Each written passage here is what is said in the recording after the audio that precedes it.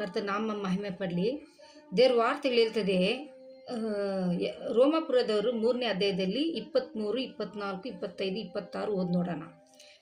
ದೇವ್ರು ಹೇಳ್ತಾರೆ, ಇಂದಿನ ಕಾಲದಲ್ಲಿ ನಾವು ಮಾಡಿದಂಥ ಪಾಪಗಳೆಲ್ಲ ದೇವರು ಕ್ಷಮಿಸುವ ದೇವರಾಗಿದ್ದಾರೆ. ಎಲ್ಲರೂ ಪಾಪ ಮಾಡಿ ದೇವರ ಮಹಿಮೆಯನ್ನು ಹೊಂದದೇ ಹೋಗಿದ್ದಾರೆ. ಇದನ್ನು ಯಾಕೆ?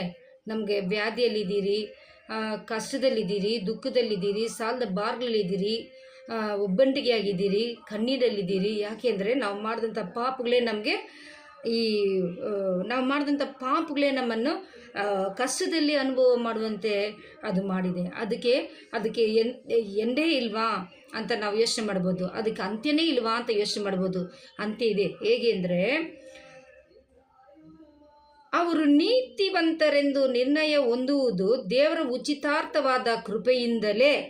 ನೀವು ನೀತಿವಂತರಂತ ಹೇಳಿ ದೇವರು ಕೊಡುವಂಥ ಉಚಿತಾರ್ಥ ಕೃಪೆಯಿಂದಲೇ ಅಂತ ದೇವ್ರ ವಾರ್ತೆಗಳು ಹೇಳ್ತದೆ. ಕ್ರಿಸ್ತ ಯೇಸುವಿನಿಂದಾದ ಪಾಪ ವಿಮೋಚನೆಯು ಮೂಲಕವಾಗಿ ಆಗುವುದು. ಯೇಸು ಕ್ರಿಸ್ತನ ಆತನ ಕೃಪೆಯಿಂದ ನಾವು ವಿಮೋಚನೆ ಆ ಪಾಪದಿಂದ ಹೊಂದುವೇರು ಅಂತ ದೇವ್ರ ವಾರ್ತೆಗಳು ಹೇಳ್ತದೆ. ತನ್ನ ರಕ್ತವನ್ನು ಸುರಿಸಿ ನಂಬಿಕೆ ಇದ್ದವರಿಗಾಗಿ ಕೃಪಾಧಾರವಾಗಬೇಕೆಂದು ದೇವರು ಈತನನ್ನು ಮುಂದಿಟ್ಟನು. ಆತನಲ್ಲಿ ನಂಬಿಕೆ ಇದ್ದರಿಂದ ಆತನ ಬಂದ್ಬಿಟ್ಟು ಯೇಸು ಕ್ರಿಸ್ತನ ನಮ್ಮ ಭೂಮಿಗೆ ಕಲಿಸಿ ನಮ್ಮ ಪಾಪಲ ಆತನ ಹೊತ್ತುಕೊಂಡು ನಮಗೆ ಕ್ಷಮಾಪಣೆ ಕೊಟ್ಟು ಮತ್ತೆ ನಮ್ಮನ್ನು ಅದನ್ನು ನೆನೆಸದೆ ನಮಗೆ ನಿತ್ಯ ಜೀವದಲ್ಲಿ ಒಳಗಾಗುವಂತೆ ಆತನ ಒಬ್ಬನೇ ಮಗನನ್ನು ನಮಗೆ ಕೊಟ್ಟು ಶಿಲುಬೆಯಲ್ಲಿ ಹಾಕಿ ತನ್ನ ರಕ್ತದಲ್ಲಿ ನಮ್ಮನ್ನು ತೊಳೆದು ಪರಿಶುದ್ಧಗೊಳಿಸಿದರು.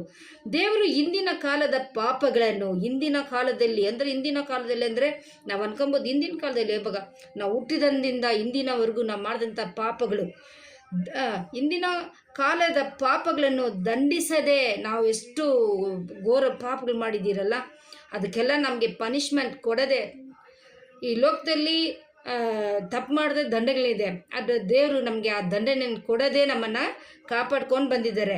ದಂಡಿಸದೆ ಸಹಿಸಿಕೊಂಡಿರಲಾಗಿ ತನ್ನ ನೀತಿಯನ್ನು ಈಗಿನ ಕಾಲದಲ್ಲಿ ಹೀಗೆ ತೋರಿಸಿ ತಾನು ನೀತಿ ಸ್ವರೂಪನಾಗಿಯೂ ಯೇಸು ಕ್ರಿಸ್ತನಲ್ಲಿ ನಂಬಿಕೆ ಇಡುವವರನ್ನು ನೀತಿವಂತರೆಂದು ನಿರ್ಣಯಿಸುವವನಾಗಿಯೂ ಕಾಣಿಸಿಕೊಂಡಿದ್ದಾನೆ.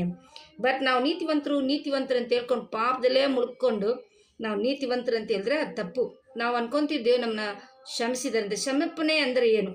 ನಾವು ಪಾಪಗಳನ್ನು ಬಿಟ್ಟು ಆತನ ಕಡೆಗೆ ತಿರುಗಿ ಆತನ ಪ್ರಿಯವಾಗಿ ನಾವು ನಡೆದುಕೊಳ್ಳುವುದೇ ಅದು. ಪಾಪವನ್ನು ಬಿಡಬೇಕು. ಅದೇ ಇಂದಿನ ಕಾಲದ ಪಾಪವನ್ನೆಲ್ಲ ಬಿಟ್ಟು ಆತನ ಕಡೆಗೆ ನಾವು ತಿರುಗುವಾಗ ಆತನ ನೀತಿಯಲ್ಲಿ ನಮ್ಮನ್ನು, ಆತನ ಕೃಪೆಯಿಂದ ನಮ್ಮನ್ನು ದೇವರು ರಕ್ಷಿಸುವ ದೇವರಾಗಿದ್ದಾರೆ. ನಮ್ಮ ಪಾಪಗಳನ್ನು ಕ್ಷಮಿಸುವ ದೇವರಾಗಿದ್ದಾರೆ.